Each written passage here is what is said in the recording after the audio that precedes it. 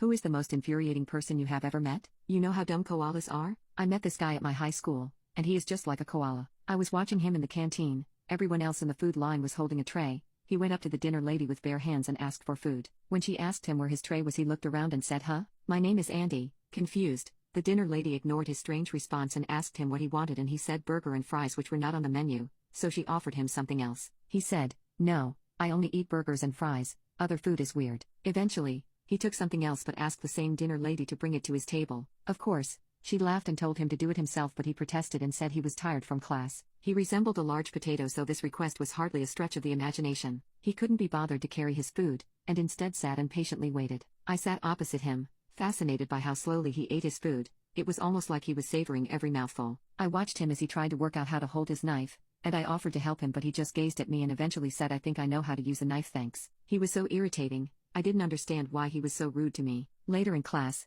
he went to write notes and realized he didn't have a pen. There was a stationary desk about 6 feet to his left. He looked over at it, sighed, and then turned to me and asked, "Do you have another pen?" I said no. As there was a table full of pens he could use, I told him to go and use one of those instead. He sighed again, visibly annoyed, and slumped off to grab a pen. I also noticed how he kept scratching his crotch, wincing every time he did. My friend Paul had also noticed, leant over to my desk and whispered. I tried to tell him to get that scene too. "I think he has the clap." I snorted and asked him how he knew that. Paul replied, "You can't hide in the men's urinals." This guy was a mess, but he had so many people around him offered to help or asking if he was okay. Nothing seemed to faze him. I felt like he should be sat in a tree watching the world go by. I have been worrying about my studies, being selected for the athletics team and getting into college. I wonder if he ever worries. Probably not. I heard he is also up for the Ivy League, which blows my mind. Maybe he is a secret genius, and one day I will come into a scene from Good Will Hunting. I envisioned his heroic rise and subversion when I glanced over and watched him chewing on his pen, black ink covering his fingers and the corner of his mouth. He caught my eye and quickly adjusted the pen to the other side of his mouth,